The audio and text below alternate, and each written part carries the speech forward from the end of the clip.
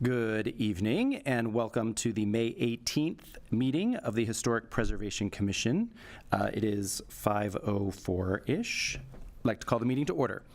Meetings are broadcast live on Glendale TV, viewable on Spectrum Cable Channel 6 and AT&T Uverse Channel 99. Meetings are streamed live in high definition on the city's webpage, glendaleca.gov/live, on youtube.com/myglendale, and on Apple TV, Roku, and Amazon Fire devices using a free app called ScreenWeave and choosing Glendale TV from the menu. Meetings are also archived on the city website for viewing anytime at glendaleca.gov/agendas. For program schedules, call 818-548-4013. State-of-the-art DVDs of the proceedings are available for purchase in the city clerk's office. For public comments and questions during the meeting, call 818-937-8100. Public comments on a specific agenda item will be taken when the agenda item is discussed. If you have any questions about matters on the agenda or requests for assistance, please contact the CDD Planning Division staff at 818-548-2140 during regular business hours. May I have roll call, please? Yes. Commissioner Yurka? Here. Commissioner Morgan? Here. Commissioner Paul? Here. Commissioner Doom? Here. And Chair Cargnati? Here. All present. The agenda for the May 18, 2023 regular meeting of the Glendale Historic Preservation Commission was posted on May 15th, 2023 on the bulletin board outside City Hall. Has everyone had a chance to review the minutes? And if so, do we have a motion to approve? I'll motion to approve the minutes. Thank you. Anyone? I'll second. Thank you. Roll call, please. Commissioner Paul? Yes. Commissioner Morgan? Yes. Commissioner Yurka? Yes. Commissioner Doom? Yes. Chair Cargnati? Yes. Let me just double check on those minutes. Everyone is present, right? The only one on those minutes, Mr. Paul was not here. Is that what you mean by present? Yeah, so we will eliminate your Oh, yes. You vote have for that. abstained. Oh. I don't have them printed in front of me, so. He abstains. Okay. For those of you watching tonight, you're probably excited to see that we're back in our original home in the municipal building. Apparently, AV's been upgraded. Look at that, guys. We look pretty darn good. Bright and colorful. So anyway, we're happy to be back. The best thing is the screen, we don't have to turn down the lights like we Oh, used my to. goodness. Good projector up there. Finally. I'm very excited. We are Yeah, thrilled. Huh? Okay, next is oral communications. Do we have any? No. No calls? Nothing? We're good? Moving on. He's got the phones, yeah. Okay, item number 5, board and commission member comments. Anyone? Mr. Morgan? What? I know. Nothing from Mr. We didn't Morgan. get a message. Crescenta so- Valley must be sleepy this week. We just had it. Okay, anyone else? Anything nice to say? Any comments or anything? Wow, we are moving right along. Number 6, old business. Any old business? I don't see any. Number 7, new business. Our main item this evening, item 7A, 1355 East Mountain Street, design review of proposed modifications of entry area and courtyard. Are you doing this one, Casey? Awesome. Good evening. Is your mic on? I think so. It's bright. Okay. Hear me? Okay. So good evening, Commissioners. This is the design review application presentation for 1355 East Mountain Street.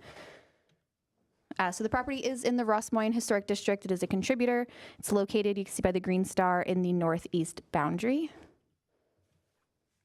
It's a 2-story Spanish colonial revival style residence. It was constructed in 1930.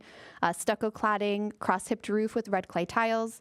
Character defining features include the stucco, the hipped roof, the red clay tiles, the entrance arcade, the front courtyard with the brick wall, divided like casement windows, and then that fixed window at the front. You could also see in this more blown up photo, there is some wrought iron detail on the property as well. The left side yard, there's the topper with the gate. At the fixed window, there's the grill as well as the grill in the gable, and then the entrance court does have an existing gate as well. And then just some photos of the interior courtyard. So it does have that low painted brick wall along the front and then along the side opposite the entrance. And then that side opposite the entrance does have about a 4-foot wood topper present there already as well. So jumping right to the project, the applicant is proposing a few things for this project.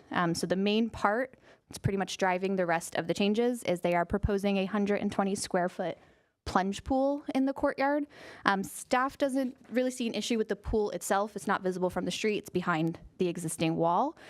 But the inclusion of the pool does require a 5-foot barrier for building and safety. So that creates two other design changes. So the main ones are going to be altering the height of that existing brick wall, and then a change to the wrought iron gate at the entrance arcade. So staff did kind of break this up in two parts. We did in the staff report, and we'll do it tonight. We do recommend kind of looking at this as the wall and then the gate. If commissioners are inclined to approve the alteration of the wall, we can move forward to discussing the gate alteration. But if they're not, then moving on to the second part doesn't really make a ton of sense. So the applicant did submit two options for the alteration of the courtyard wall, which was first complete replacement of the brick wall with a 5-foot tall solid stucco wall. And then the second, the addition of a 2-foot topper on top of the existing brick wall. Staff only reviewed the second option as complete replacement of the brick wall isn't appropriate, doesn't meet the standards or the guidelines. So you can see here the existing approximately 3-foot tall brick wall, and then they would add a 2-foot tall wrought iron topper on top of it to bring it to the 5 feet height. It should be noted that there is approximately like an 8-foot hedge in front of these that will completely obscure these changes. It already obscures the wall. Our code doesn't call landscaping permanent screening, so we should review this as if it's not there, but it should be noted that none of these changes are visible.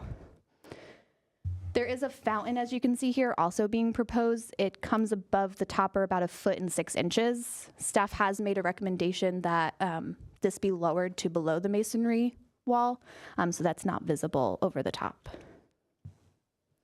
And then the gate that's being proposed by the applicant is this solid wood gate with a central grille. It mirrors the existing entrance door. So as we mentioned in the staff report, we don't really think this is the best option for a gate here. The arch on arch creates this like awkward visual void. It's a change of materials, and then it almost creates this like heavier massing along the front there that a wrought iron wouldn't give. A wrought iron gate at least lends itself to the idea of an open like entry there. We don't know if the existing wrought iron details are original. They're appropriate to the style, but at least being consistent with the materials that are there. And then this sense of openness with wrought iron feels more appropriate. So if the commission is inclined to move forward with the alteration of the wall, staff does recommend discussing some of the alternative options for the gate that we presented in the staff report, which would be a wrought iron gate that kind of fills the entire archway, maybe the wrought iron gates on the interior court on those two archways on the interior, or any other options you guys may come up with. This is the material board and a rendering for the interior of the courtyard. They are proposing to change the terracotta tiles on the interior courtyard as well, just pretty much just shape-wise to a hexagonal instead of a square. And then these are the rest of the materials for the pool, the coping, and then plantings. So 3 recommendations from the staff report: to use the wrought iron topper above the existing courtyard wall as the preferred option for altering the height of the wall. Finalizing condition regarding the preferred means of securing the pool area, meaning a gate, its location, and its style, and then reducing the height of the courtyard fountain structure so that it is below the height of the solid portion of the wall, so that it's not visible from the street. So a generally straightforward project. I think the main concern was the alteration of the height of the wall and then the entrance gate. So kind of taking it from there. Happy to answer questions. Thank you. Any questions? Yes. Mr. Doom. From the picture I'm looking at here, the fountain wall with the mural on it, is that the height you want it to be in your recommendation? No, so this is as proposed, where it's projecting over the masonry fixture, and this rendering also has the solid stucco wall. So this rendering is slightly different than what we're proposing be recommended as existing brick at 3 feet and then a 2-foot wrought iron. So we would propose that the fountain be below the existing 3-foot brick wall. Okay, so if I'm looking at this rendering, I'm going to knock off the top fourth. So all of this would kind of, it would just be a really low, almost like 2.5 foot tall fountain. Okay. In addition, that's the 5-foot wall you're looking Yeah. at, not the 3-foot wall. Proposed one by the owner. Proposed new wall Okay. without it, if it's 5 feet, it doesn't need the iron. So the two options are, well, the option is to nothing, but the options are 3 feet plus iron, existing 3 feet, or 5 feet of new solid stucco wall. And that's a 5-foot wall I'm looking at. That's 5 feet. This is 5 feet. Okay. Do we know the length of the pool in this? It's 12 by 4. 12 by 4. 12 by 10, sorry. 12 by 4 10. feet deep. Yeah. That's right. You were right, Mr. Morgan. Okay. I was. Thank you. Thank you. Settle that wager later, Mr. Morgan. The hedge would be replaced by the wrought iron topper? The correct? hedge is being retained as is. Would be so, retained? yeah, it's not being taken out.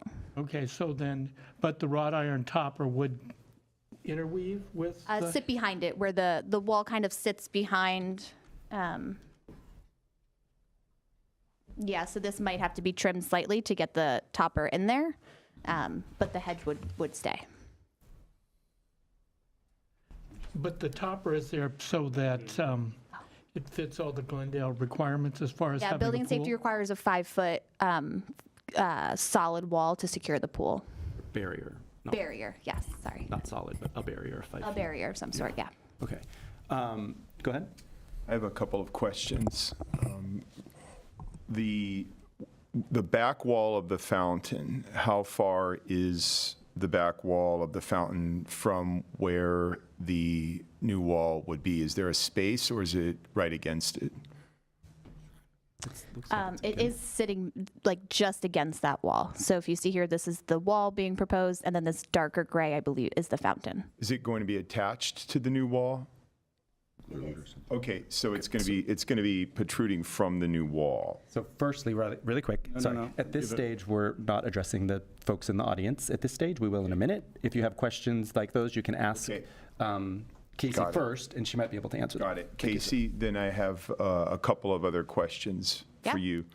So regarding the hedge is staying, but there's nothing in the design guidelines that mandates the hedge stay or go. It doesn't, and that's why our zoning code doesn't take into account landscaping as permanent screening, because it can go at any point. So that's why it should be reviewed as if it's not there. Right. But it should be noted that there's no intention of removing it, just so that the commissioners are aware. Okay. The wrought iron that I'm seeing in these mock-ups, is this the style of wrought iron that's being proposed? Correct, yep. Okay. Those are my questions right now. I have some observations. We'll save those for the end. Okay, thank you. Thank you, Daniel. Can I ask about, I'm sorry, Catherine, do you have anything? No. Okay. Can I ask about the brick wall that you say shouldn't be changed to a stucco wall at all? Yeah. Why is It's an that? original feature, so complete replacement of it doesn't meet our guidelines, doesn't meet Secretary standards. So putting a topper on it at least is reversible, retains the original feature. So, okay, so we're assuming it's an original feature, but I was noticing there are a lot of other pictures of homes in the neighborhood where stucco walls are equally appropriate, right? I mean, Stucco walls aren't inappropriate to the style, but if there's nothing to tell us this brick wall is not original. There are a bunch of other houses in Ross Moyne with exactly this configuration, stucco-clad house and this kind of adobe-like slump stone kind of yeah. wall. And so they wouldn't be allowed to put stucco over this wall if they wanted to. We would not recommend that. We would not recommend that. They could do it on the inside of the wall if they wanted to, because we don't see that, Yes. Yeah. theoretically. I'm not making any Yeah. suggestions for them. I'm just curious.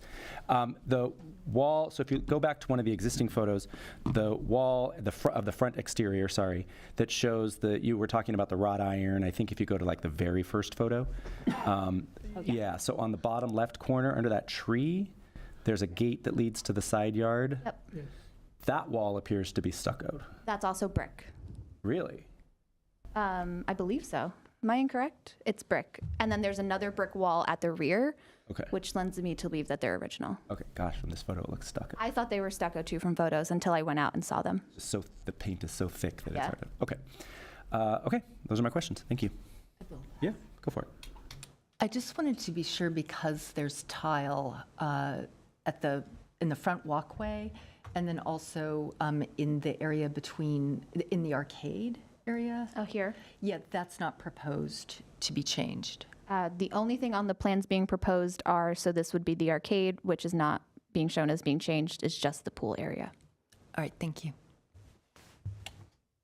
Really quick, back on the wrought iron. So is the wrought iron design, does it match what's on the other side that we were just looking at? It's slightly different. I think there's spikes on the existing wrought iron. It more closely matches the gate that's here with these swirls. Which is going to be gone ultimately. Yeah, these There's are. a chance that none of this ironwork is original. The gate I in the understand. I'm arcade, just wondering if there's- almost definitely not. Well, I'm just going to say definitely not, so. Okay, cool. I ahead, have another Daniel. question. Jay and Casey, when you were, I saw a file with some other images of other houses in the neighborhood. For the wrought iron that's proposed as one of the options, are there any precedents in the neighborhood for that specific style of wrought iron that's proposed? I can't say that I know. I didn't review that, but we could look into that. You could go to the drawing of the iron. Oh, we don't have anything better than that? Okay. It's close to what we see. If the commission doesn't like that design and has recommendations, you certainly could make recommendations if you're inclined to approve the gate or a gate. There are probably some sort of building and safety regulations about how wide they need to be and all that anyway, right? I mean, there are some parameters they would have to live, It's only the height, the 5, and then the width of them, I'm sure it matters. not so much. Surprised But to hear that. it's going to be functional, obviously. Yeah, I mean, because it's a pool, I would think that, think it has to given just that be there's a pool, I would non-climbable. imagine they have to be a certain distance narrowness so that, Oh, you're talking about the pieces? Yeah, They have to be well, actually, when there's no drop, no, I don't think there is a minimum. Oh, no, there is, because 4 it has to be the inches. 4 inches for the child's got that. head, not just for Yeah. protecting someone from falling, so. okay. Any other questions for staff? Okay, at this point, you're good? We'll open the public hearing. I have one speaker card. I believe this is the designer of the project, Yvette Soler. Welcome, Yvette. Come on up. If you don't mind, state your name and tell us what you want to tell us. Hello, Yvette Soler. Thank you so much. Thank you so much to Casey. You've been so helpful. Thank you, Jay. Well, I want to talk about, first of all, thank you. Okay. This is our homeowner, Sydney Akudo. And one of the things about Mountain Street is that it is such a lovely historic home. And all of us on this project, me as principal designer in conjunction with Environmental Landscapes, which are our pool designers, are very, very interested in maintaining the historical integrity of this property. It's beautiful. The Akudos purchased it as a project of love. It's such a gorgeous place. And we really wanted to create something that would grace it and that would keep the character of the house from the neighborhood as something that's welcoming, as something that is in keeping with the character of the Ross Moyne HPOZ. I find that everything that we've done, we've been trying to repeat elements that we see existing in the house. such as when we're talking about the courtyard. The inclusion of the fountain was to echo the archways, which we find so graceful. And so it does seem like, that's quite a sculptural piece, but it's sculptural like that for a reason. We did want to create a focal point and something that felt very, very appropriate to the period. And we think that the fountain is a really wonderful way to create a sense of historical, not so much accuracy, because we're kind of like, fudging that a little bit, but it's very historically appropriate to what it is that this house is like. And the Akutos wanting to use their property with a pool in it, considering that what we're trying to do is sort of like update and make a pool that's a bit more climate appropriate, if we will. We're all trying, to create an updated version of pool. So this small pool that also functions as a fountain within a historic home, I was very excited to be able to bring something like this, to propose it. I think it's a lovely moment. And everything that Casey has been saying, I think that we can adapt. This is a very adaptable project. That the topper of the wall, we're completely fine with that. The reason we proposed something that was very close to the wrought iron that was on the other side of the house, so that we could have some continuity, even though it's not going to be seen. We did want to have that spirit always available. It didn't have spikes because we're concerned. They have small children, so we don't want any sort of vibe like that going on. But we do think that it is keeping in the spirit. The scroll work is the same as the work on the other side of the house. There is an inclusion of perforated metal so that nobody can get toe holds on the bars. But we also have perforated metal on the gate part of the wall and topper on the other side of the house. So we feel that stylistically it works. We just like you to consider that. Now, as far as our gate goes, the reason for that was privacy. It's being a, yes. This gate, we did want a little bit more privacy, it being a pool and, children and people, running around like that. So we thought that a little bit of privacy would be in order. And we did want to match the front door, but just create an arch so that the arch graced, the project, but didn't enclose the space. We did see examples of this kind of courtyard gate that was an arched wooden door in other homes around the neighborhood. So we thought it was something that we would like to propose to you. In the event that you do feel it's something that that you would rather, if you would rather see a wrought iron gate, we're fine with that, especially if we could do what is on the other side of the house, which would be to create a little bit of baffling with the perforated metal. Seeing as we already see that, on the other side of the house, we could create that.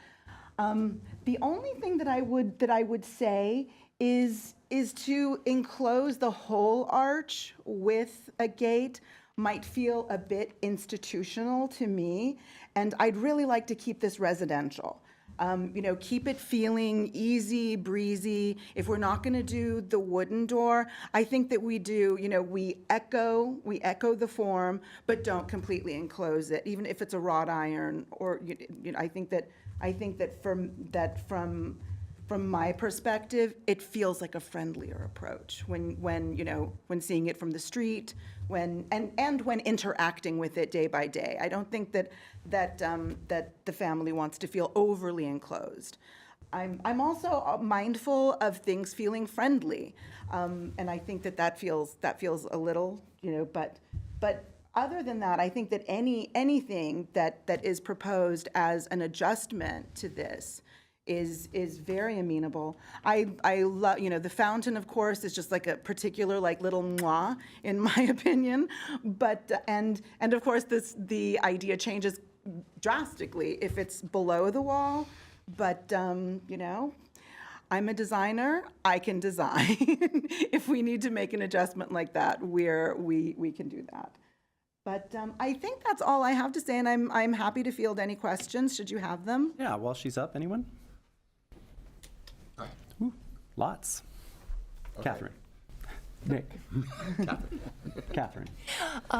So the plans mentioned for the extension of wrought iron for the 3-foot brick wall, they mentioned mesh. Is that what you mean when you're talking? Yes, Okay. yes.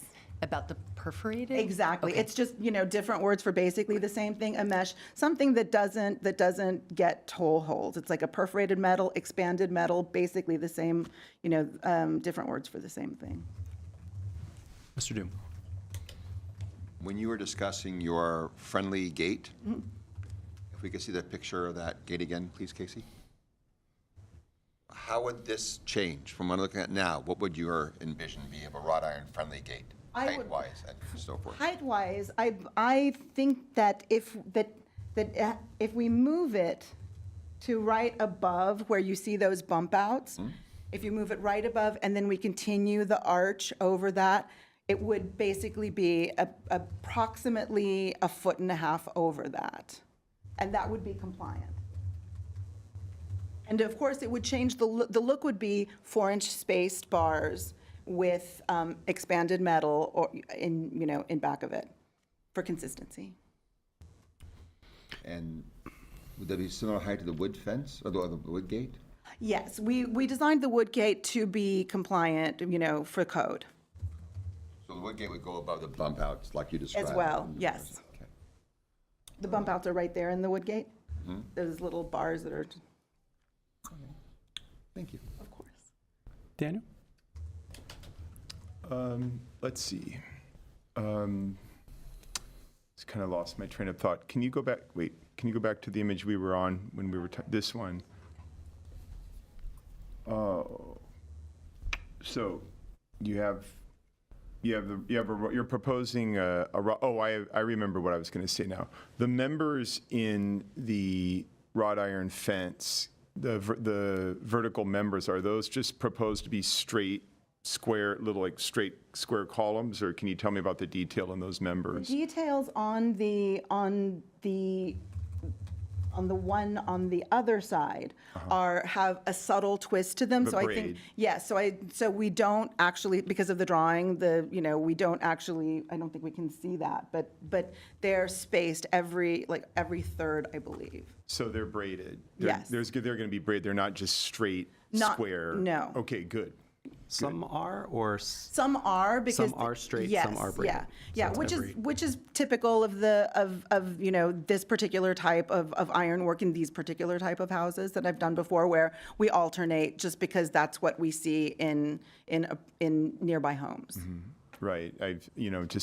I know that some of these wrought iron gates, as you probably know, there's a lot of really nice detail in the vertical parts. There could be a diamond coming Yes. through, or braids, or Or a basket. basket. Absolutely. Yeah. And so, can you comment, the wrought iron fence that you have at the top, it's boxed, the whole thing is boxed. And I understand that you did not want to do spikes on account of safety.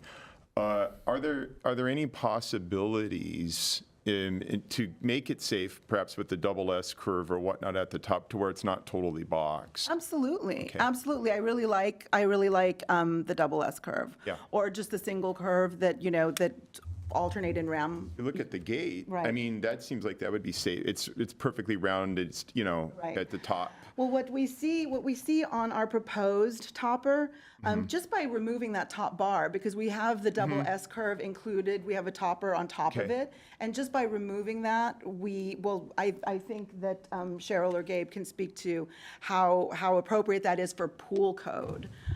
The only thing is that we don't want anyone to be able to climb it. So I Exactly. think that we did it like that so that our metal but metal workers can make anything work. right, actually. okay. But I do love the idea of that, of just the S curve very cleanly. I think that's very historically appropriate. I think it'd be beautiful. Okay, thank you.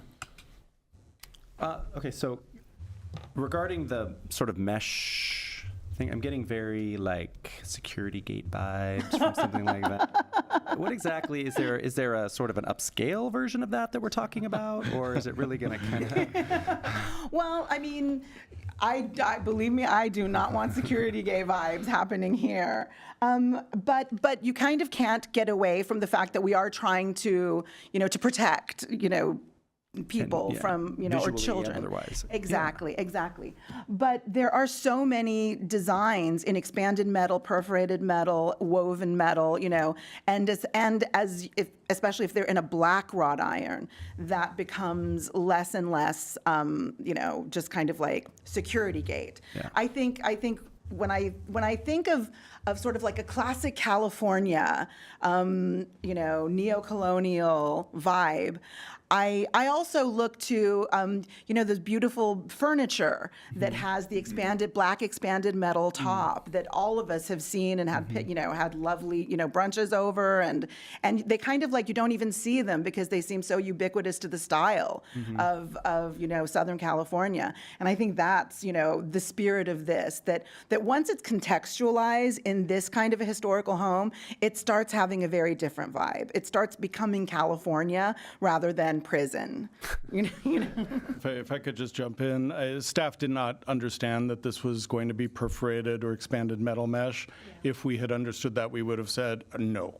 So, sorry, your description and love of it sounds great, but we thought if we were going to be able to accept a gate, it needed to have the transparency of a traditional Spanish-style wrought iron gate and topper if we go there. And in order for us to be able to pass code, just to make sure that there are no footholds, is there a kind of mesh that you find would be acceptable? Not that I can visualize, and I just spoke with some of our building and safety people today about this. Their concern is if there's a ladder effect on this, if you had horizontal rather than vertical pickets.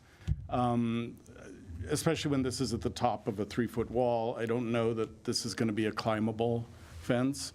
We could definitely look into that if the commission is open to considering a mesh, if that solves any problems, but they didn't express any issue with something like this.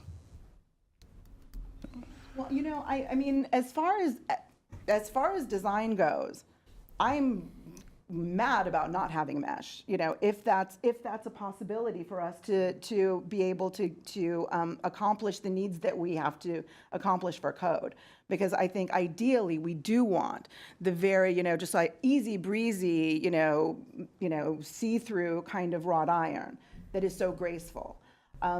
So I believe that if we can tighten up those bars and bring them to the front of the wall so that there is no possible toehold there, that we could achieve this.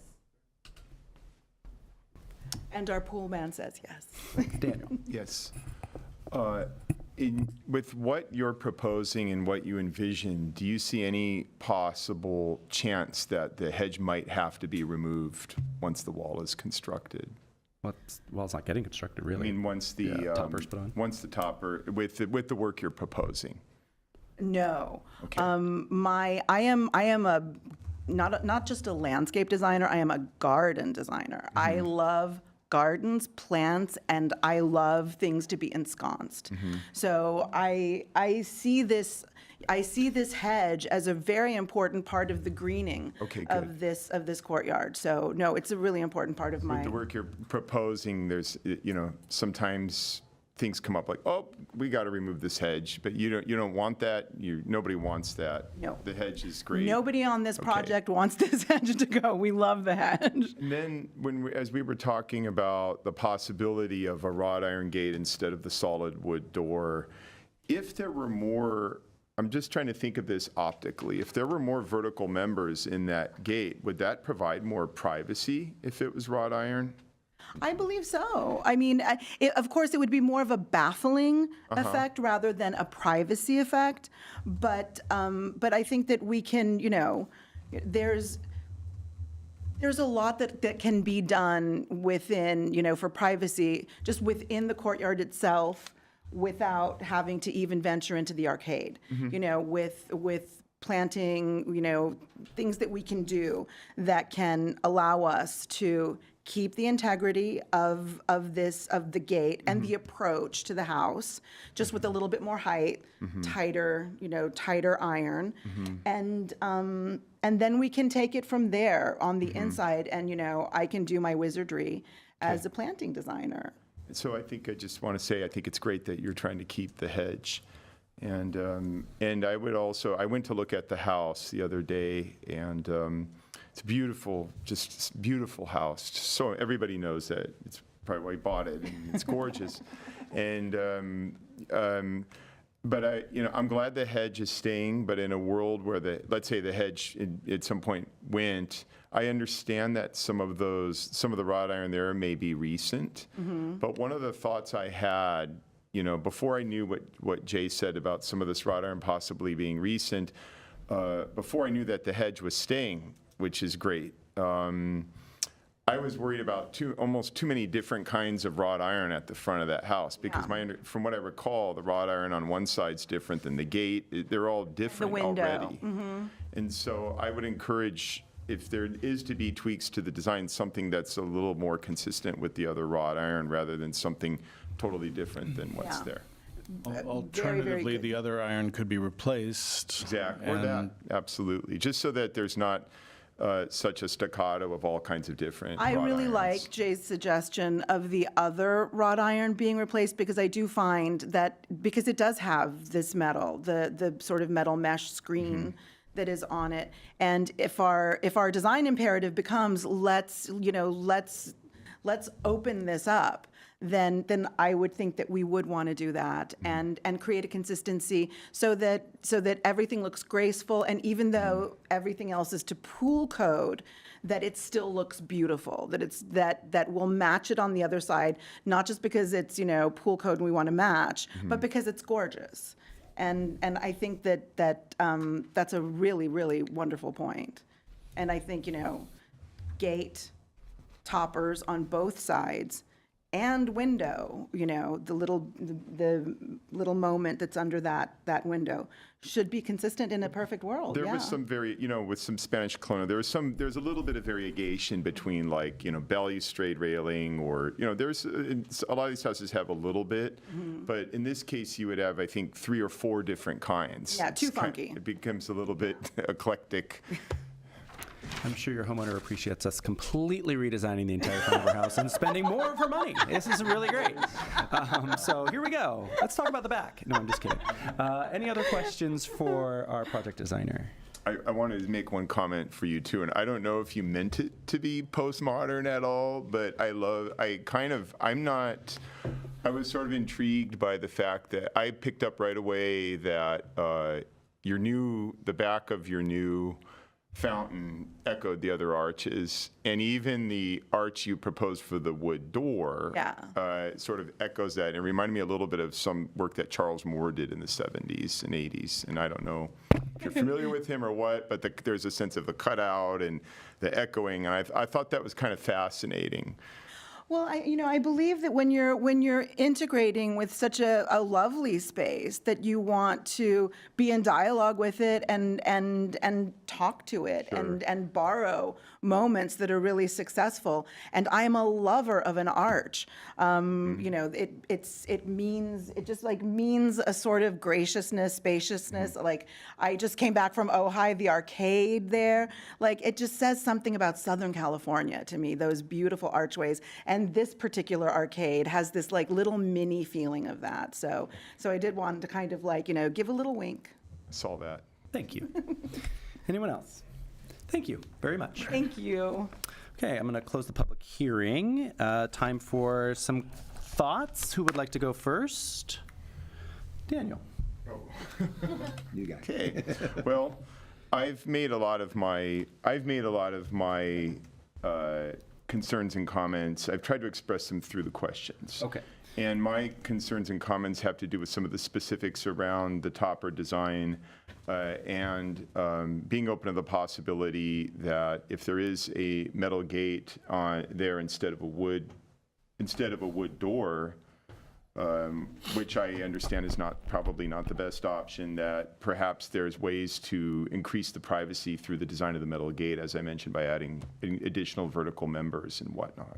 Okay. Do you have an opinion either way about there being a wood door or a wrought iron fence? I would prefer wrought iron there rather than a solid wood door. Even though I do like the postmodern call-out, I think I understand where she was going with it, and where the team is going. I would prefer a wrought iron gate there, sensitively designed, and that's my preference. Okay. And how do you feel about the arch that you so love of the fountain protruding above the height of the wall? To me, it's assuming that hedge is there, which I was concerned about. I don't have so many problems with the arch. The arch is not, I think it could stand to be reduced in form. Maybe there's a way to lower it, to make it a little more, maybe to make it smaller, or not include it at all. But my primary concerns were elsewhere, not with that. Okay. Thank And you. Mr. Chair? Yes. As you're asking your colleagues about the arch, we have two options there, the 5-foot minimum height to meet building and safety, or the possibility of filling the entire arched opening. So if you could try to suss out. Oh, you're talking about the For the entry for the arch. entry gate. Yeah. Got it. So there's also that too. Okay. Filling the entire void or just creeping up to the... I don't think it necessarily needs to fill the entire void. Okay, great. Before I move on to another, the next commissioner, Casey, can you pull up the drawing of the front, looking there, there. So this is there, is that the 3-foot wall with the extension on top that we're looking at? Yes. Okay, so that's what it would look like from the street. Existing wall, gate, and then that's here without a hedge. Okay, so that's, in the proposed design, that's how high the arch would be behind this hedge. And this is a rendering, so again, we always take renderings with a grain of salt. It's 1 foot 6 inches above the, Wrought iron. so the wall is 3 feet. Yes. The wrought iron brings it to 5, so this would be 6 feet 6 inches. So you still have a hedge that's 1.5 feet above that. Above that. Let me just jump in for the gate. The gate needs to be 5 feet above the finished floor level of the arcade walkway, so it's going to be taller than the fence. So of the arcade walkway, not the pathway leading in front of it. Right. Interesting. That's what it is. Yeah. Okay. And that gate right there in the drawing looks like it's, the bottom of it is the arcade height, not Yeah, again, with the renderings, it's hard, but if we go to the photos, the gate would be slightly up. on the step, basically, and it would go up past those protruding things. Okay. Thank you. Catherine? Okay, thank you. I agree, it's a beautiful house, and I support the addition of the pool to the courtyard. I shared Commissioner Paul's kind of reservations, I think, about the precise design proposal for the topper, and I do think it should be wrought iron on top of the brick. I thought the boxed-in quality, to me, read as very contemporary, and so I liked the suggestion of having it a bit more open at the top and not completely boxed.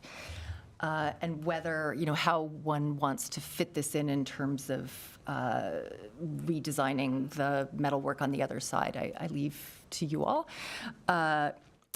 In terms of the gate, I agree with staff's recommendation that a wood door is too heavy.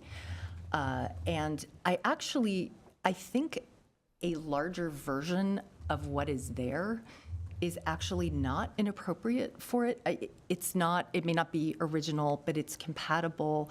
I do have I understand their privacy issues, but I also take staff's point that, this is an open, airy space, and so I would not really want to see it being blocked off through a lot of additional ironwork. I think the 4-inch gap between the pickets should be sufficient. And although it's adjacent to the pool area, it's also not, it's not a functional area. It's sort of how you get into the front door. It's not that there are going to be lots of things there. And I think that there's still sufficient privacy with the wall and the hedge. So I feel that those needs are already met in many ways by the design. I understand. I totally understand what you're saying about about liking to play with the arch theme, and I also am an arch person. I think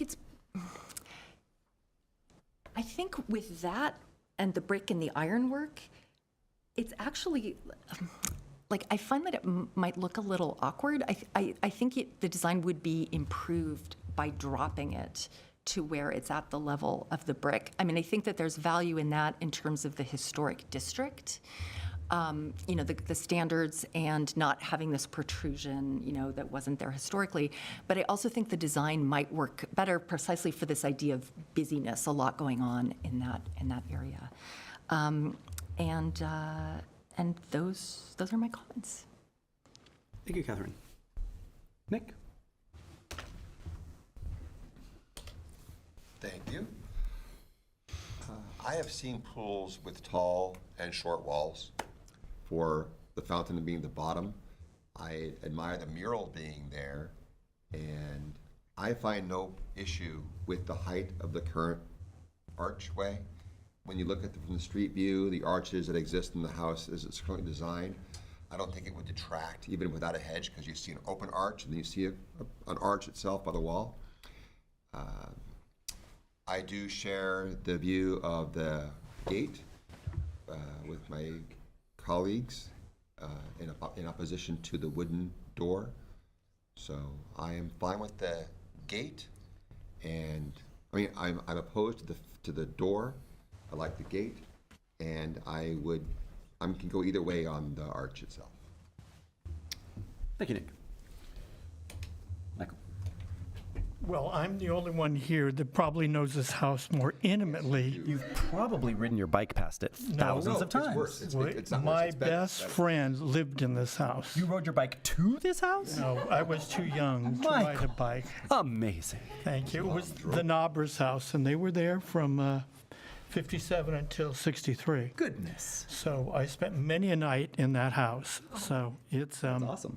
It is awesome, and it's a beautiful house. I mean, when I walked the other day, when I heard that it was on our schedule, I was like, I couldn't believe it. It's like, and I've contacted a whole bunch of friends of mine that grew up in that house, and we're all 71, 72 now, but we had a lot of memories. They're all probably thinking, I wish we had a pool in our courtyard when we were there.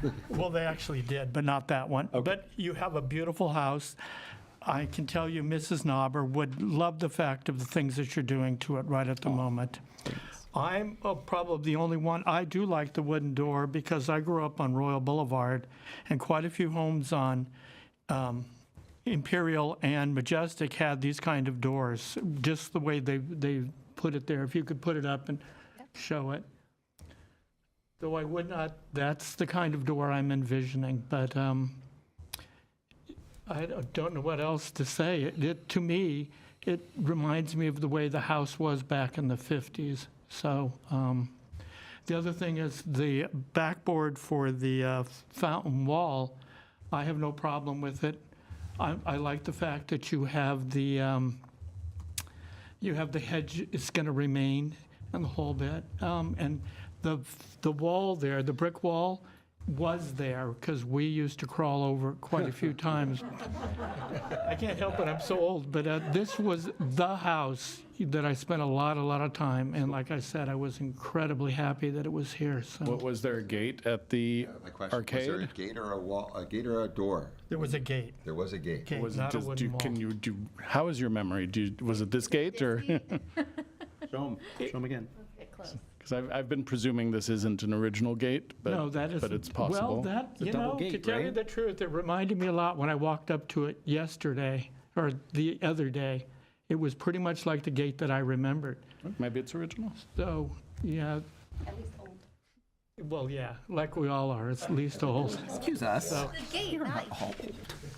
But I do like the door. I'm not against of having a metal door, but at the time, I do like the wooden one. Like I said, there are quite a few homes that are like that up Imperial and on Majestic. So it reminds me of a time in the 50s as far as Glendale. And this is a historic district, so anyway, Which is why it's here. that's true. Thank you, Mr. Morgan. I have one quick question. Go ahead, Daniel. And it, may I? Is it for the designer? Yes. Okay, I'd like to open the public hearing again, if you don't mind coming back up for us. Thank you very much. Well, we'll see if it's for the designer or not once, now, but since you're back up. Where the pool was proposed in the rear, is there any other yard space? Is there a yard behind this house? Yes, there is. And how come the pool was proposed in that spot? Well, we found that the pool in that spot, first of all, the clients never wanted a larger pool. They really wanted a small pool. And a small pool in the backyard, while it could have been done, it would have taken away the use that they have now. They've got 2 small kids. And so they really wanted open space that could be played in, and then an area that can be sort of cordoned off for the pool. Okay. And I think that once we decided the size of the pool, the courtyard was where we really wanted to do that. And I just want to make one more comment too. I really love the idea of combining a pool and a fountain. Really, really wonderful. Plounton? A Plounton. Plounton. Fountain, yeah. We have one more question for you. While you're up here, thank you. Where could you tell me is the water source from this? Would you have to dig up, put a hole in the existing wall, or come up through the ground, or where are you finding the water? Yeah, you have to go through the wall. Whoop. Why don't you come on up? Name. Good, thank you. Just introduce yourself first, real quick. My name's Gabe Lefevre. I'm the pool contractor. Thanks, Gabe. If you want to, Casey, if you want to go to the overall site plan, if you see the pool equipment proposed on the west end there, Oh, my gosh. yeah. So we actually, there's 2 choices. We could go under the house, which we probably won't be able to do, but we'll end up going through the front, down, and over to get it. And that's not the water source, it's just the recirculation of the water. The Wow. water source we'll find anywhere. So that's the answer to that. Is that what you were asking? Yes. Cool. Thank you. Thanks, Gabe. No problem. Okay, I'm going to close public hearing. Okay, so anybody else? I'll go, I guess. Okay. Thank you. It's a beautiful house. My first thought was, can you put a pool in a courtyard? I've never seen that before. All right. Okay. Well, yes, apparently we can. So, great use of the space. Interesting that Mr. Morgan has seen a lot of wood doors. I don't know that I've seen a lot of that, but that doesn't mean they're not out there. I do think that I would kind of push for the gate, the wrought iron gate instead of a door. I am a little bit concerned about the arch, the fountain arch protruding over the wall. That really just doesn't seem like anything we've seen as a precedent. It concerns me that it would be very distracting. I get that we're not going to see it, and I wish we could count hedges as barriers. I really do. I think there's a lot of reality to that, but unfortunately we just can't. So for me, if you're keeping score, Jay, I would prefer to see that not protruding up over the wall. It sounds like because you're going to be keeping the mesh, the hedge, you're not going to need mesh at this point. So I don't think we need to worry about that I wouldn't think you need to worry about that on the topper. I don't think I'm not necessarily in favor of mandating that you make alterations to the wrought iron on the opposite side of the facade, though I think I would be fine with giving them permission to do so if they did want to do that. I don't think we should preclude them from doing that, but I would not certainly make that a condition, spending more of your money. So I think that concludes my thoughts. Catherine? Yeah, I just wanted to add something that when I was referencing the existing gate there as a model, I think that's a nice alternative to having to do the whole thing. Because I have just mixed feelings about the mimicking of the arch within the arch, but it's curved, but it's not an arch. And so I think you could just do the same thing and have it go higher. And it would, it would protect you in terms of the code in relation to the pool, but would get out of the issue of the arch duplication or having to fill the entire thing with a gate, which I agree is not really, I don't think is an aesthetically pleasing solution. Daniel? Throughout the district, as you probably know, there are with a lot of Spanish colonial revival architecture, there is a lot of precedent a lot of the time for not having wrought iron completely fill a space. And we see it right here, and it's graceful. So I don't think that should be a mandate at all. Okay. Yeah, I guess I didn't comment on that, Jay. I don't think it should necessarily have to go all the way to the top in that arch. I did want to actually, now that this picture's back up, so we're talking about possibly removing the boxing in part on top of the wrought iron on the right. I think that we should expect possibly that building and safety might have an issue with that, because then there are sections of the wrought iron that are not tall enough. So if they're going to have a problem with that being removed, perhaps we need to just make sure that we've given room under the conditions and whatnot for them to maybe just make it even a little bit taller, so that the part where there is a solid horizontal line is within the 5 feet. Because if you take that topper off, suddenly you've got sections that are not 5 feet. Oh, I see what you're saying. Right? There's voids and gaps in it. So we don't love the look of the cap. I agree with that. So if it requires making some alterations in its overall height, then we should be prepared for building and safety, probably, maybe, to say that. I just want to make a comment that was my primary concern about everything I saw was just how contemporary the topper looked out of everything. And I think you're right. I think if it's gone, I mean, you look at the one that's there, it certainly makes sense. But we have to be ready for potentially that not being okay with the other folks who don't get to sit in our meetings. Okay, I think we've heard from everybody. Jeff, do you want Jeff? Jay. Steve is my name. First of all, I just got a glimpse. This is like super HD, and I don't know how crazy I am about this. That's why I'm sitting here, not up there. So kind of was loving the sort of glazed fog lens we had going before. But anyway, Jay, do you want to kind of walk us through maybe what our sort of score is on the various items? So someone I can think make a motion? there's consensus on the gate being wrought iron, consensus on the gate per Kathy's comment. We'll have a flat top, some scrolly S's on the top of that.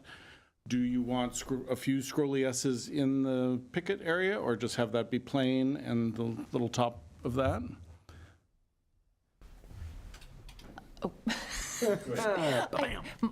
I tend to prefer simplicity. That's my thing. I'm going to say the exact opposite of Kathy, only because I do prefer simplicity, but I don't want it to be contemporary, and I don't want simplicity to be confused with something that looks contemporary at all. So there's got to be some sort of design variegation in that new gate, whether it's adding diamonds or baskets, like you mentioned, whether it's adding braids.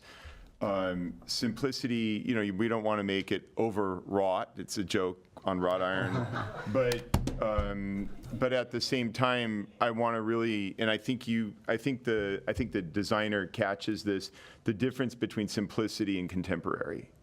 And for people who don't have as good of an eye as her, that they could get that confused really quickly. Okay, and the reason I asked is the current gate does have some decorative stuff in the middle. That's right. That could possibly be seen as a step, so we'll work this out. And the same issue applies to this as Mr. Crignotti brought up for the topper.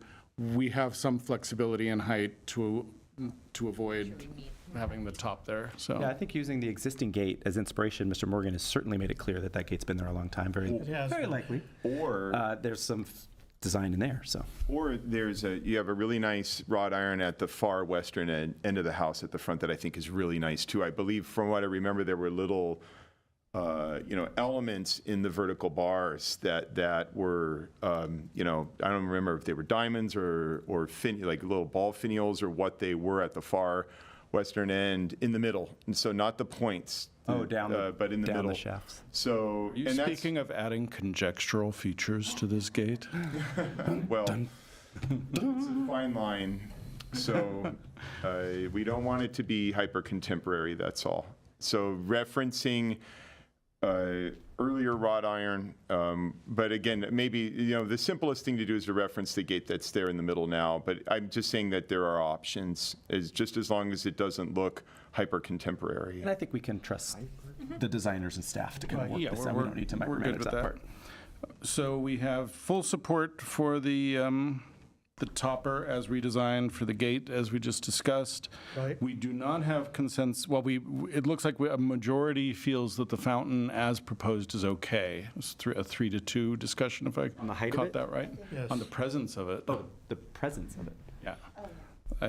Tell me if I'm wrong. Commissioner Yurka did not want that to be taller than the 3-foot brick wall. And I thought Commissioner Crignati said the same, and I thought the other 3 of you guys were okay with it. Yes. Okay. So is that the, I thought when you said the presence of it, that it not be a fountain at all. I'm okay with it being a fountain, just not over the fountain, we top. don't care if it's behind the wall. So no horse trading, we're good with the fountain then? Okay. Sounds like majority. That's fine. I do want to say, though, that I do think it's important that we do keep in mind what has been iterated in various moments, that hedges are not permanent. And so that a hedge there today may be a hedge gone tomorrow. And this is not to suggest that you are planning to remove it at all, but it's just future owners, whatever might happen. So, but no, I'm not going to object to the. I want to add something to this. I am, as has been mentioned by Jay, I'm fine with the fountain popping up. I think it would be even better if it didn't, but I'm good with it being there. And so this is a historic neighborhood. There's character-defining features. And as I mentioned, I think the fountain popping up is an interesting intervention. I think it's, if we talk about, oftentimes in historic buildings, people come back later and they will add elements that are a lot less sensitive than what is being proposed here. I think the ideal, sure, would be to not have anything at all. But with that said, I'm okay with this intervention. I think it's sensitively done for what it is, and yes, I just want to reiterate that I understand the design that they're proposing, and I am good with it. Good. Okay.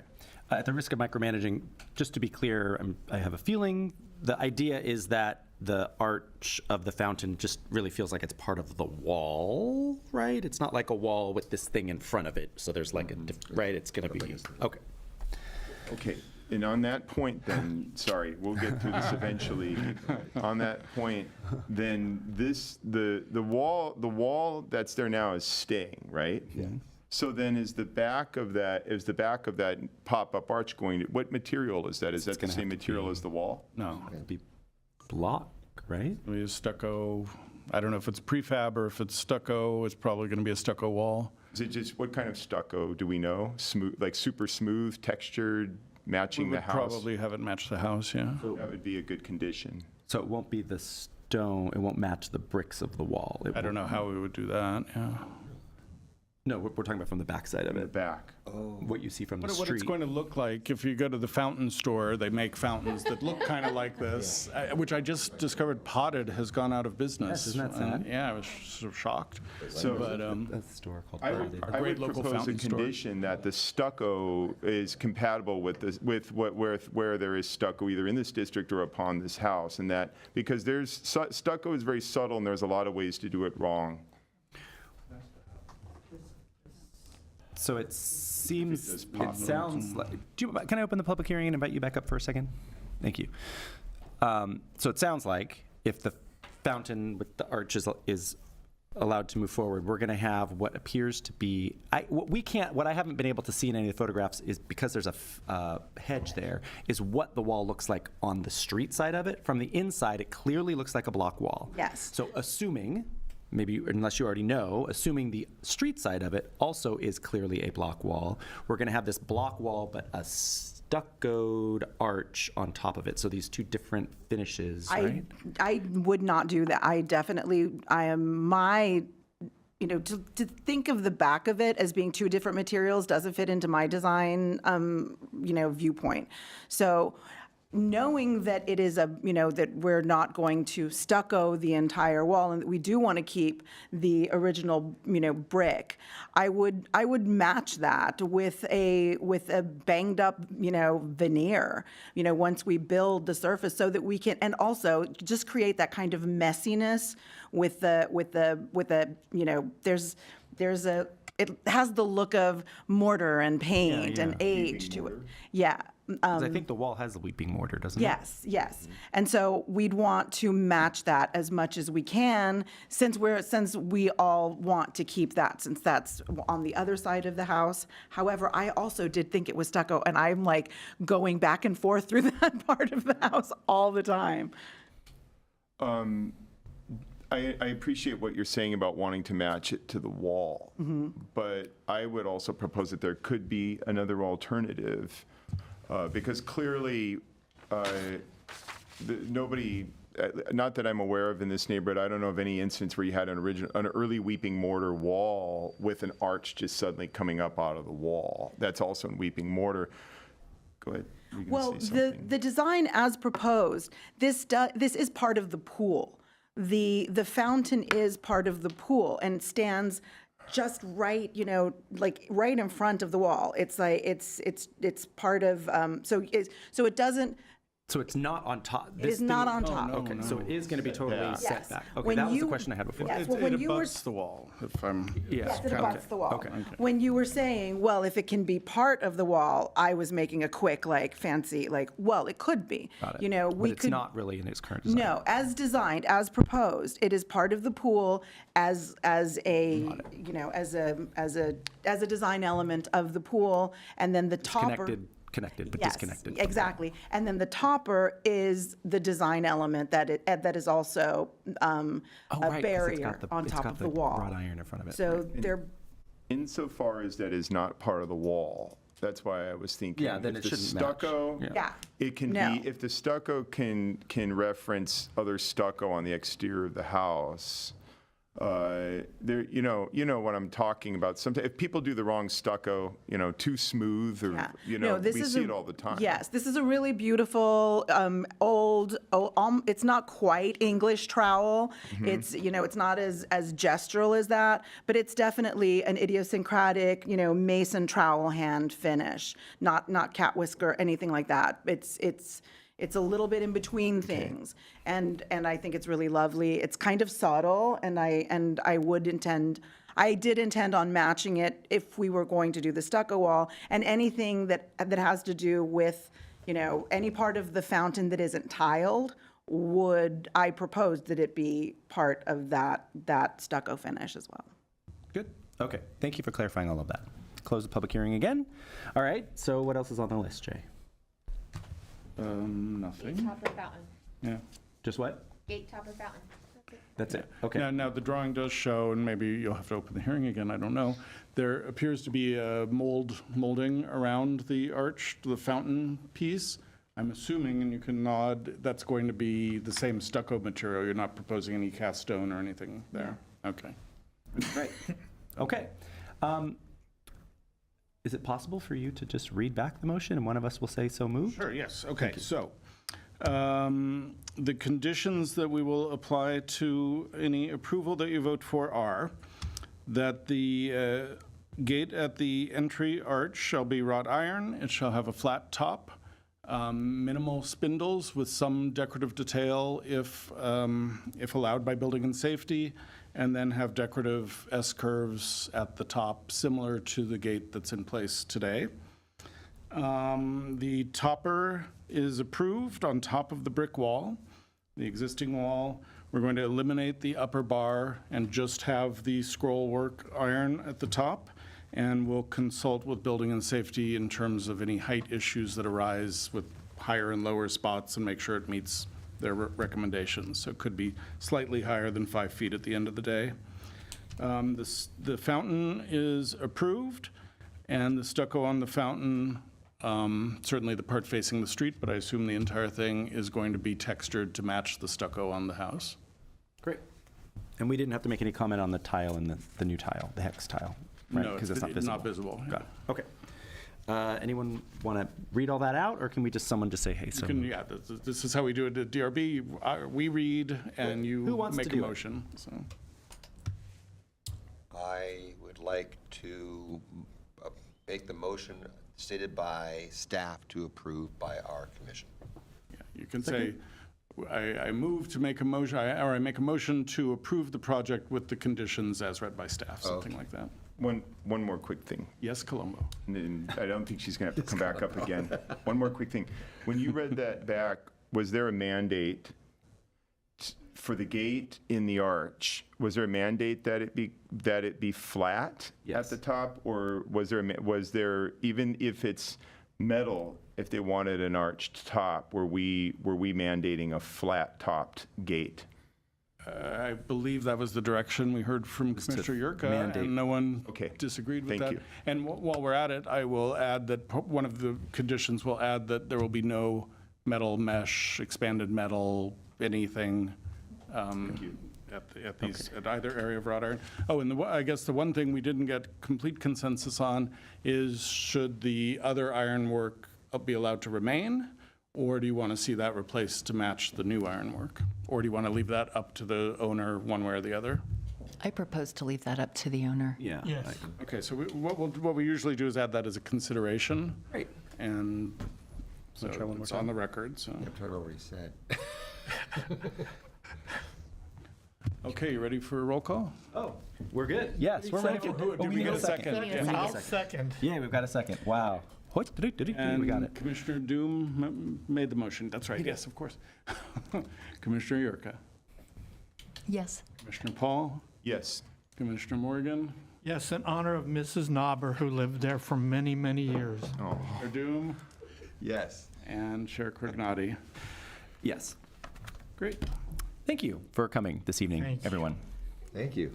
Good luck with your arch. And We're looking forward to not being able to see it. I've got another one. Moving on to item number 8, Community Development Department updates. Presentation by Director of Library, Arts, and Culture regarding possible mural at 933 South Brand Boulevard. Okay, we'll introduce Gary Schaefer, the Director of Library, Arts, and Culture. Hi, Gary. And, Good evening. Thanks for coming. We're doing great. Oh, sure. Thank you. yeah, if it works. If it works, not just like slide. Something moved. It There we go. works. Good evening. Again, Gary Schaefer, Director of Library Arts and Culture. Appreciate you having me here this evening. It's lovely to see you all. Just wanted to present to you a potential mural location. So we're hopeful this can happen in the city, but wanted to be sure you were aware of it before we proceeded. We did share it this morning with the Arts and Culture Commission, and they're very excited about the opportunity. So. And I may. Slide. So a little bit about the Arts and Culture Commission, because they operate a little bit differently than you all, though very similar format. They fund art and culture exhibitions, performances, and events. They work to place major works of public art around the city. They apply for arts and culture grants to extend our resources, and they run the city's mural program and commission murals themselves. So the opportunity we have, if we can, next slide, please, is to work with a very prolific and famous mural artist by the name of Shepard Fairey. And Mr. Fairey has been working in the arts for 30 years, and he is probably most well known for his design of the Hope poster for the Obama campaign in 2008. But he's actually also a prolific mural artist, and I'd like to share some of those murals with you. So first up is a mural in Dallas that he's painted. Next is Paris, France. This one's in Lisbon. The following one is in Charleston, South Carolina. Next one in Milwaukee. This one's in Providence, Rhode Island. And following one in Austin, Texas, the city that does claim to be weird and proud of it. And then this one is more local. Some of you may have seen this. This is in West Hollywood, on the side of the West Hollywood Library's parking garage. It is called the Peace Elephant, and it is in my opinion, a beautiful, beautiful mural. So the building we wanted to talk to you about is not on the historic registry, but this is at 933 South Brand. It is a historic building. So it is about 95 years old. It was the old Beacons storage building. The owner purchased it from Mr. Beacons himself. He owned about 13 of these around the Southland, many constructed similarly. They are built with steel and poured concrete. So it's a very solid building. We've got a couple other views of the building. Here's from up Brand a little bit, if we could. And then this is the side that we're looking at. So the other side has architectural features. It flows, it has windows. But this side, interestingly, was flat. So I can only assume, though maybe some of you could illuminate because I am not the architect, that, were they thinking to put another building on the side of it or expand it? That was all I could come up with. So this is the north-facing wall, and our hope is to place a mural on the side of it by Mr. Ferry. So if we go to this next slide, I did my best, with that. Please forgive my PowerPoint skills. You did good. Of kind of going over the area that we are looking at. And if we go to the next slide, this is actually up on the roof. So I was up there last Friday. So this is set back a little bit. It's actually a small wall. Should have measured it. I'd say it's probably 15, 20 feet tall by 20 feet. So it's pretty small.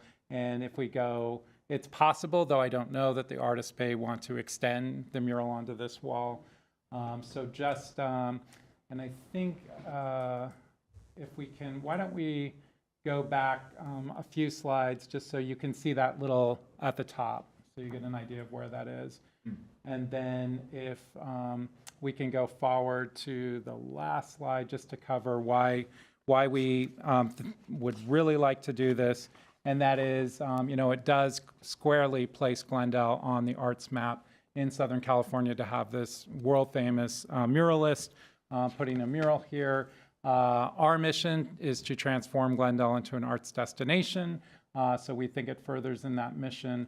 And it also puts a major investment in South Glendale, in an area of South Glendale that sometimes feels, it's the Avenue of Cars or Brand Boulevard of Cars, thank you.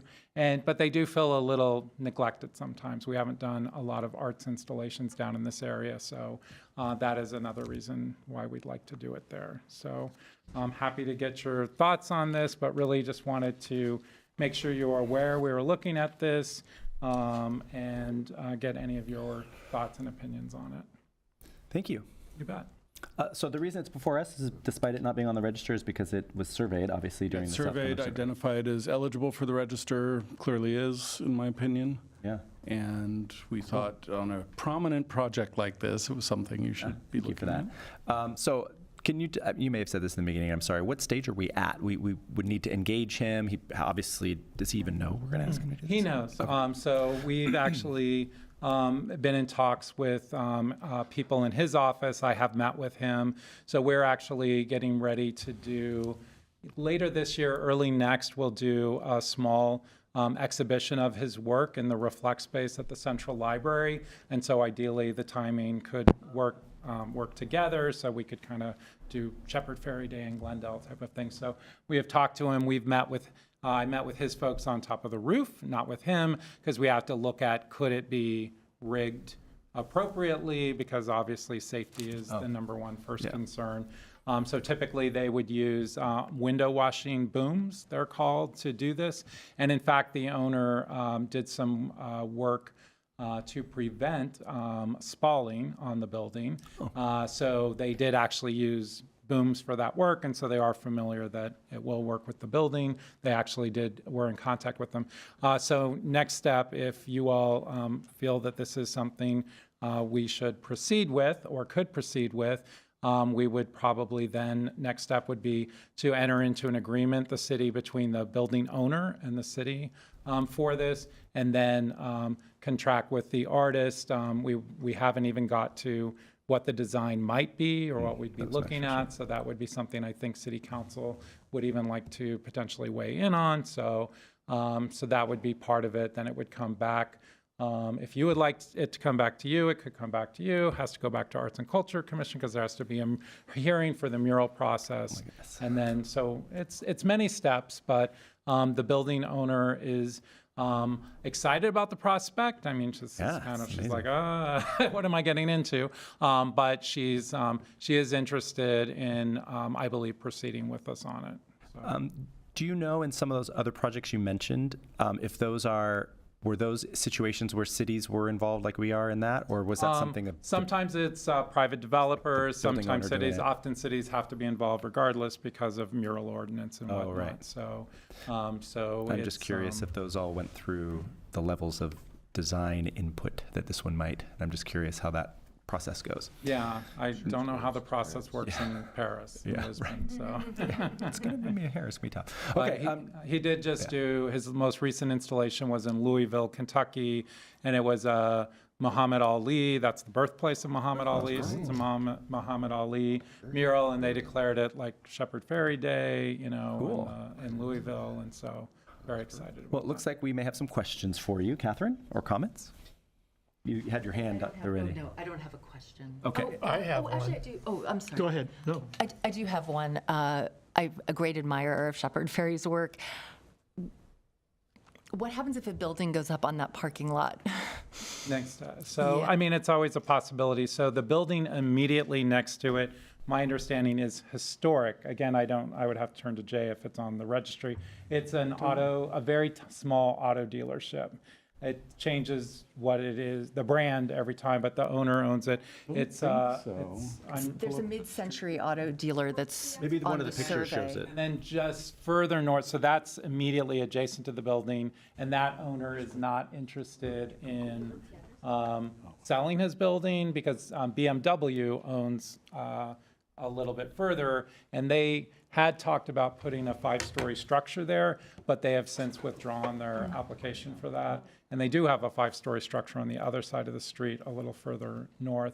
Yeah, I guess that I could see her concern about that if suddenly. Yeah, someone was like- so I mean, that can always happen, but the hope is because this small lot in between with a historic building, I mean, my dream would be, it would be a small mini park and a gallery, there. But, one can dream. So the car dealer is on the right side of the photo out of view? Yeah, you Is can that- actually see there's cars where those cars are parked and there's two people. That's actually a small car dealership, a used car dealership. And it's a smaller lot. And then there's a building, a setback, I'd say. I'm sure you guys are much better at calculating feet than I am. Probably 75 to 100 feet. We're trying to find this building. I don't think it's I think there was historic. another photo in your slides that could potentially show it. Yeah, that is not a historic building. So this that- car, it's not even called Car Mommy anymore, it's something else. But that building there, it's brick. And we were told that it is, when I say we, I mean the owner that owns the building, that she knows that BMW broached the owner, and the owner offered a very, very high price to buy that building. He doesn't want to sell it. BMW is dealing with another building up the block that's historic, The one with the Batchelder tiles on the exterior? and I don't think it has God, I've never heard of Batchelder. No, that's Subaru, and that's on the other side of the street where the bar is. Oh, no, that's a different one. Yeah, the one I'm talking about is, there's a The proposal like for a Pacific parking garage. BMW Collision Center. Right, the collision looks like center. a historic Yeah, that's building. identified as historic, That's the one. yeah. So That wouldn't be impacted by any construction Right. here. So but we did talk about that with the artist, and he's done murals in alleys. So at the end of the day, as long as nothing gets built up right alongside it, and murals are, by nature, they are technically temporary. I mean, Yeah. No, that's not a it's a concern, but not an objection. Okay, any other specific questions for our speaker before we? I just want to know, any historic motif idea on it? For the mural design? Yeah, for the mural design. No thoughts on that right now. Like that's kind But it of is up to- something you could think of. Yes. Okay. I have a question. Smoke Lucky Strikes? Sorry. Just a joke. Welcome to Glendale. Why? I'm just curious a little bit about how you ended up with Shepherd Ferry. Was there a conscious effort on your part to reach out to Shepherd Ferry, or were there other muralists considered? How did it end up being Shepherd Ferry, and why? I think, so first off, my team and I met with them about a retrospective at the Central Library. And then there was another person in city government who had met with him, and one of his very good friends is a resident of Glendale. And so they spend a lot of time in Glendale together, and they're like, why does he not have a mural here? So they broached us. And a lot of times with Shepherd Ferry, that's how it works. I mean, he's currently celebrating his 30-year, doing 30-year retrospectives. He's been in Dubai. He just did one in the Laguna Beach Art Museum. So he is, the kind of artist that doesn't necessarily have to, he decides what projects he wants to work on. So, but we would be very fortunate to have him. Yeah, no, go ahead. Sorry. Major investment was one of the bullet points up there. Is this something the city's going to purchase the mural, or the owner of the building going to purchase the mural? So the city has an urban art fund. It's a developer impact fee funded fund that goes into the Arts and Culture Commission's urban art fund, and then the city, the Arts and Culture Commission, with guidance from my department, manages that fund. So the city would pay for the mural. So can we afford it? All right. So, It's giant. I mean, seriously, what amount are you looking at, and can we afford it? Just curious. The city can't afford it.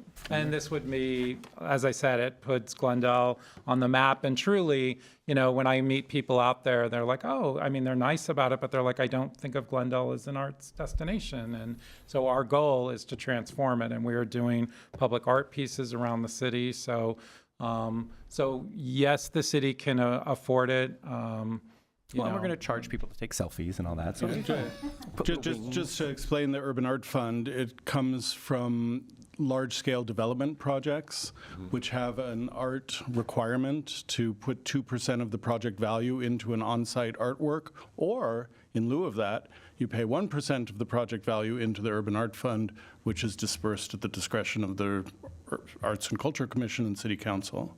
So it's not coming out of the general Right, the general fund. So. we want one of those slush funds. Okay, any other questions for our speaker? Okay, thank you very much for your presentation. Any guidance, any suggestions? So. Well, we'll Maybe. talk in a second. Yeah, they'll talk a little more. We'll talk a little bit more, and you can take notes then. But we're good. You can sit, is basically what we're getting at. Thank you. Thank you. Jay, are you, we're not having to vote or anything, right? We don't really have a project to even present, so right. we just, Gary thought it would be useful to hear what you thought. I did want to throw something in, though, and Casey, if you could go to one of the Shepherd Ferry painted murals on the side of a building. That's a good one. Pick the weird one. For your consideration, if you're going to give any direction, that, and I think that's what Gary's looking for.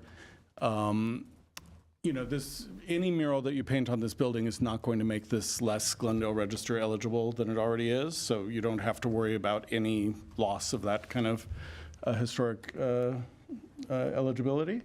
But when I worked in New York for the Landmarks Commission, while I was there, we developed design guidelines for murals on the sides of historic buildings, specifically because on Houston Street, if you know New York, they expanded the street sometime in the 50s, I think, tore down a bunch of buildings for block after block, which left the side facades of buildings exposed as just windowless, giant brick walls that were very tempting, first for artists in Soho back in the day, but then for Donna Karan and whoever else wanted to advertise on them.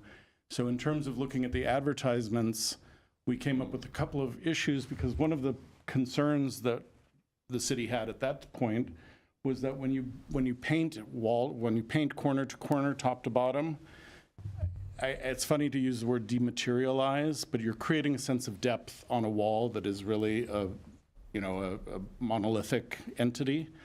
And so to avoid that, there was the idea of pulling in the mural from the sides, which isn't what Shepherd Ferry typically does, and it may not be what the city wants, but I just wanted to share with you that there is some precedent for thinking about how to do these things on historic buildings.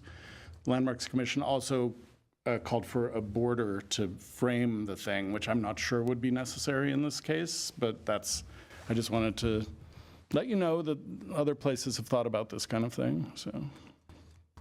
I have a question for you, Jay. Is there, in this part of Glendale or perhaps citywide, is there any potential that a ad or a billboard could end up on that wall if the mural doesn't?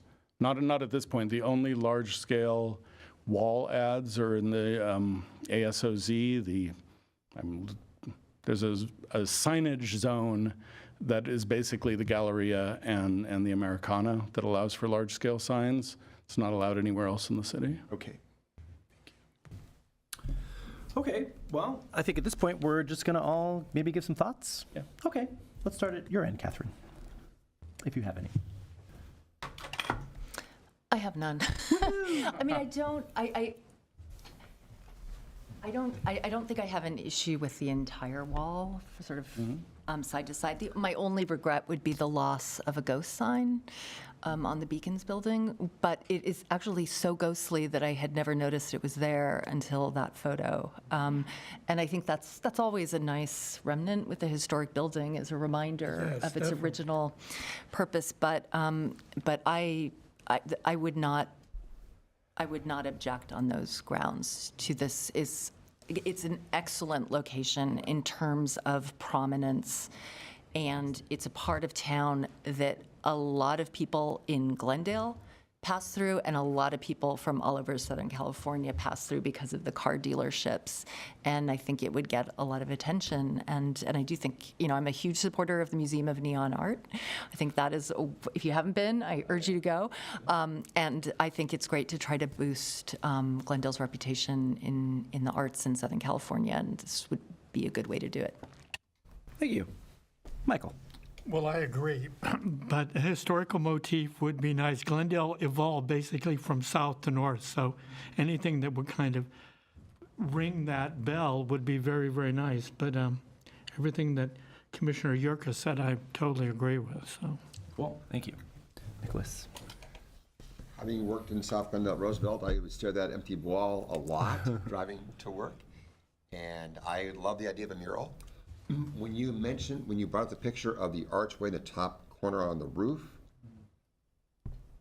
I would object to that, just personally, because looking at it from the street from the depth, unless it's something you can see at all angles where you're walking, I think you kind of lose the perspective, personally. Like this is a great picture, and the other ones you've done, and the one of Muhammad Ali is great too. I love the idea of that in Glendale, so, except for that little archway top. Not that I'm an expert on art, I wouldn't take the first thing, but just viewpoint-wise, I could see that. But it's a great idea, thank you. Thanks, Nicholas. Daniel.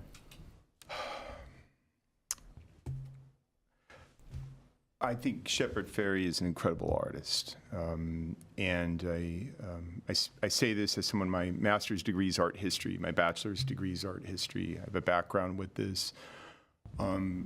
My only comment on this is Shepherd Ferry is fantastic. He's got a great name, but he's a Shepherd Ferry mural in an arts district or a city trying to align itself with the arts is kind of becoming a trope. And I just want to mention that possibility because I think he's terrific, but I feel like it's almost like a cliche to have Shepherd Ferry go in there when you're trying to align yourself with the arts and have Shepherd Ferry do a mural.